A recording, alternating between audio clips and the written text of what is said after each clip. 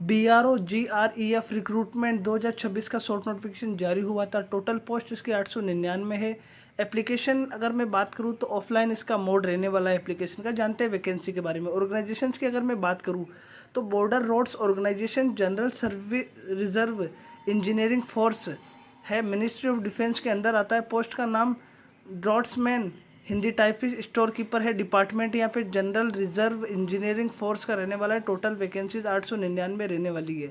साथ ही साथ अगर मैं बात करूँ पे स्केल आपका यहाँ पे 1 रहने वाला है। साथ ही साथ अगर जॉब लोकेशन की बात करूँ तो ऑल इंडिया है।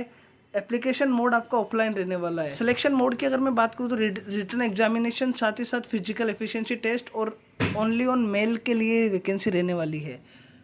साथ ही साथ अगर यहाँ पे इंपॉर्टेंट डेट्स की बात करें तो 21 मई 2026 से इसका फॉर्म स्टार्ट हो चुके हैं ऑफलाइन, जो 4 जुलाई 2026 तक चलने वाले हैं। एज कैलकुलेट आपकी 1 जून 2026 के आधार पर होगी और रिटर्न एग्जामिनेशन आपका डिक्लेयर हो जाएगी डेट। जी हाँ दोस्तों, अगर मैं बात करूँ पोस्ट की तो 899 रहने वाली है। डॉट्समैन की 42, हिंदी टाइपिस्ट की 10, स्टोर कीपर की 300, ऑपरेटर कॉमन कम्युनिकेशन की 261 और साथ ही साथ इलेक्ट्रिशियन की रहने वाली है। एलिजिबिलिटी क्राइटेरिया की अगर मैं बात करूँ तो आपका 10+2 होना चाहिए। जी हाँ दोस्तों, रिकग्नाइजेशन बोर्ड से 2 ईयर सर्टिफिकेशन इन आर्किटेक्चर। जी हाँ, ये बहुत ज़रूरी है दोस्तों। हिंदी टाइपिस्ट है तो आपके पास एक कम से कम 1 साल तक का आपके पास स्किल टेस्ट होना चाहिए। जी हाँ, स्टोर कीपर के लिए भी सेम वही क्राइटेरिया है, आपके पास कोर्स होना चाहिए स्टोर कीपर का। अगर हम बात करें ऑपरेटर और कम्युनिकेशन की तो मेरिटिकल फ्रॉम ए रिकॉग्नाइजेशन बोर्ड।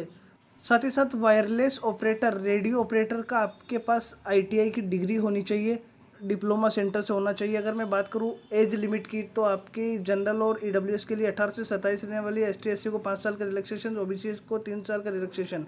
जी हाँ दोस्तों, सेंट्रल गवर्नमेंट सिविलांस एम्प्लॉय के 40 साल तक का वो भर सकते हैं। एक्स सर्विसमैन को 3 साल तक का एज रिलैक्सेशन, अग्निवीर को भी 3 साल। इसके अलावा अगर मैं बात करूँ यहाँ एप्लीकेशन फ़ीस की तो 50 रुपये जनरल, OBC और EWS के लिए रखी गई है। ST/SC के लिए नील रखी गई है और बेंचमार्क डिसेबिलिटी PWD स्टूडेंट के लिए यहाँ पर 0 रुपये रखे गए हैं दोस्तों।